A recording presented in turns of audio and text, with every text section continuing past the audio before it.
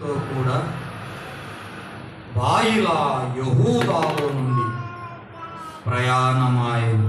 వారు దేవుని మందసమును క్రొత్త బండి మీద ఎక్కించి గిబియాలోనున్న అబీనాదాబు యొక్క ఇంటిలో నుండి తీసుకుని రాగా, అబీనాదాబు కుమారులకు ఉజ్జాయును అహియోను ఆ కొత్త బండిని తోలి దేవుని మందసము గల బండిని గిబియాలోని అబీనాదాబు ఇంట నుండి తీసుకుని రాగా, అహ్యో దాని ముందర నడిచెను. దావీదును ఇశ్రాయేలీయులందరూ సరళ వృక్షపు కర్రతో చేయబడిన నానా విధములైన సితారాలను, స్వరమండలములను, తంబురులను, మృదంగములను, పెద్ద తాళములను వాయించుచు యెహోవా సన్నిధిని నాట్యమాడుచుండిరి. వారు నాకోను కళ్ళము దగ్గరకు వచ్చినప్పుడు ఎడ్లకు కాళ్ళు జారినందున ఉజా చేయి చాపి దేవుని మందసమును పట్టుకున్నాడు. యెహోవా కోపము ఉజ్జా మీద రగులుకుంది. అతడు చేసిన తప్పును బట్టి దేవుడు ఆ క్షణమంది అతన్ని మొత్తగా అతడు అక్కడనే దేవుని మందసమును పడి చనిపోయెను. 6వ అధ్యాయం చివరి వచనం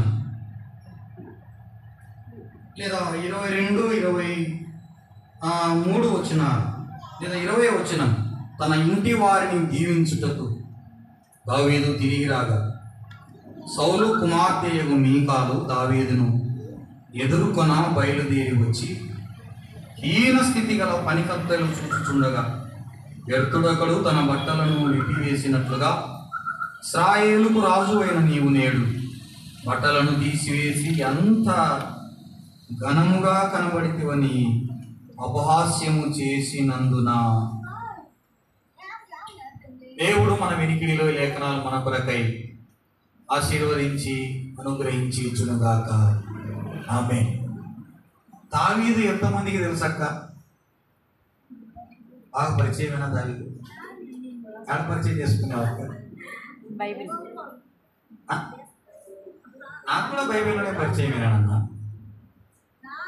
బాగా తెలుసక్క దావీదు గురించి. ఎంత అందగాడో దావీదు కదా. దావీదు గురించి ఒక 4 మాటలు చెప్పండి అన్న. పరిచయమైనది పరిచయం చేసుకున్నారా లేదా? పరిచయమైన ఈ దావీదు గురించి ఒక 4 మాటలు చెప్పండి అక్క.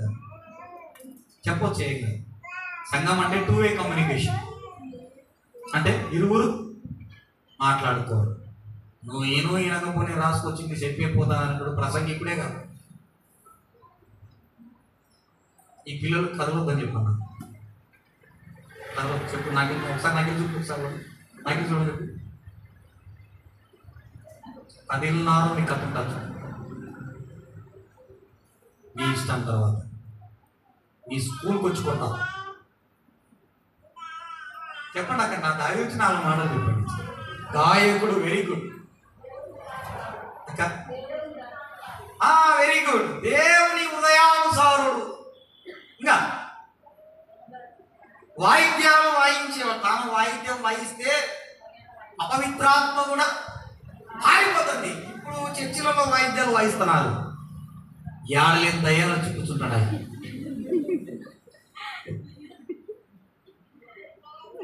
ఆ అసెంబ్లీలో ఒక సేవకుని కుమారుడు చదువుకుంటున్నాడు తిరుపతిలో, మోజెస్. పాట పాడమంటే వాయిద్యం లేని పాడుతున్నాడు. ఎంత కూడా పాట పాడంటే అంకుల్ నేను పాడాలంటే ఏం కావాలంట?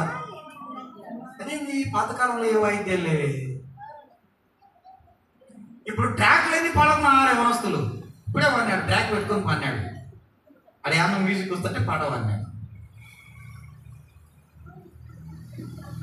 అట్లాగా తమ్ముడు పాట పాడు అంటే లేదంకులు వాయిద్యాలు లేని ట్రాక్లు లేనిది. ట్రెండ్ మారింది అంకుల్ అంటారు. ఇప్పుడు ఏం మారిందంట? ట్రెండ్ అంతా ఉత్తగంద. ఆయన మారని నిన్న నేడు రేపు మారని దేవుడు ఆయన. చెప్పండి అక్క దావీదు గురించి కన్నా మీకు తెలిసింది చెప్పండి. గాయకుడు పాటలు రాస్తాడు, స్వరం కడతాడు. పాటలు రాస్తాడు, స్వరం కడతాడు, వాయిద్యం పాడతాడు. ఇంకా చెప్పొచ్చు. ఇంకా యుద్ధం చేసేవాడు. యుద్ధం చేస్తే అసలు దేవుడు అంటాడు, నీ చేతులు రక్తము ఒలికించాయి దావీదు. ఇలా రాసుకున్నాం, యుద్ధం చేసుకోవడం రాసుకోవద్దు. ఓటమి ఎరుగని రాజు. ప్రతి రాజుకు ఓటమి ఉంది, కానీ దావీదుకి ఏం లేదన్నా. యుద్ధములో ఏనాడు ఓడిపోయినాడు. ఇంకా ప్రార్థనాపరుడు, వెరీ గుడ్ సిస్టర్, చాలా ఉన్నాను. ఎంత ప్రార్థనాపరుడు. దావీదు ప్రార్థనల మీద ధ్యానం చేశాను, కళ్ళకు నీళ్ళు వచ్చింది. ఇంకా ఇంకా కొన్ని మిగిలినాయి.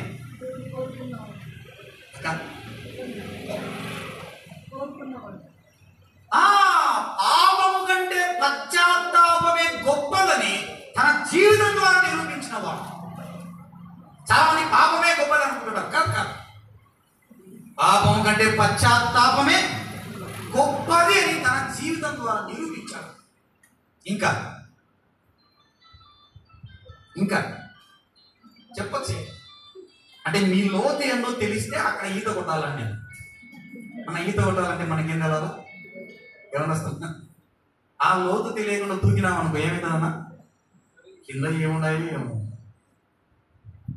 నీళ్ళు కనపడుతున్నాయి. అక్క లోతు తీయాలంటే ఏం చేయాలి? ఒక రాయి తీసి వేస్తే ఆ శబ్దాన్ని బట్టి లోతు అంచనా వేస్తాము. లోతును బట్టి ఈత. మీ లోతు నాకు తెలియాలి.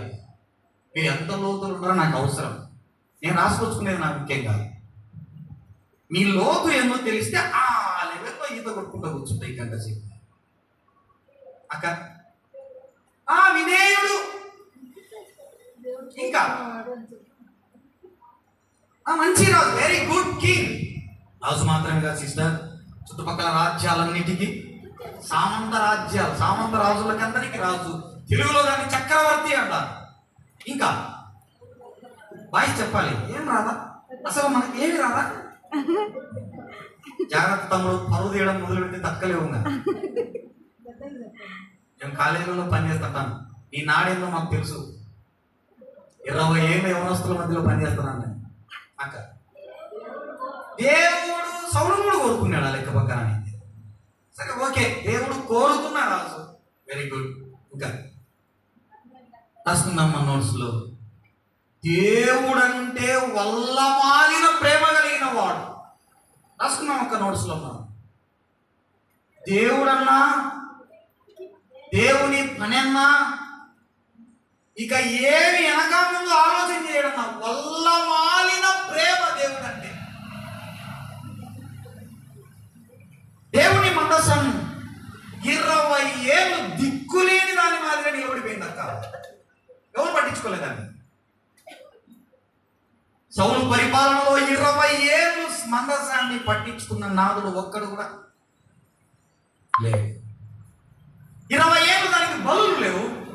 20 ఏళ్ళు దానికి క్లాత్ పెట్టి తుడిచిన వాడు లేడు. 20 ఏళ్ళు దానికి గుడారం లేదు. 20 ఏళ్ళు దాని ఎదుట ధూపం లేదు. 20 ఏళ్ళు దాని ఎదుట దీపము లేదు. అసలు 20 ఏళ్ళు దానికి ఏమీ లేవు. సౌలు చనిపోయిన తర్వాత, ఇష్బోషెతు చనిపోయిన తర్వాత, అబ్నేరు చనిపోయిన తర్వాత, సకల గోత్రికులకు దావీదు రాజు అయిన తర్వాత, యెరూషలేమును స్వాధీనము చేసుకున్న తర్వాత, మొట్టమొదటి నిర్ణయం, ఫస్ట్ డెసిషన్, నా దేవుని మందసం. బొమ్మ కనపడుతుంది చూడక్క. నా దేవుని మందసం, నా దేవుని మందసం నా దగ్గర ఉండాలనుకున్నాడు. బాగా వినాలి. ఎంతమందిని తీసుకొని పోయినాడక్క మందసం కోసం? మొదటికి వచ్చినాం, చదవన్నా. 30,000 మంది శూరులు, సామాన్యులు కాదు. శూరుడు అంటే ఒక్కొక్క శూరుడు 100 మందిని చంపగలిగినవాడు. శూరుడు అంటే కార్యస్కృతి తిరగడం కాదు. శూరుడు అంటే ఒక శూరుడు 100 మందిని. అలాంటి శూరులను ఎంతమందిని తీసుకొని పోయినాడన్నా? దావీదు దగ్గర చూడన్నా ఎంతమంది ఉన్నారు? దావీదు దగ్గర చూడు ఎట్లా ఉన్నారు? బలాఢ్యులు ఉన్నారు అక్క దావీదు దగ్గర. ఒకప్పుడు దావి దగ్గర ఎవరు లేరన్నా కదా, ఎవరున్నారు దావి దగ్గర? ఎవరు లేరు. అదుల్లాము గుహలో ఒక్కడే కూర్చున్నాడంట.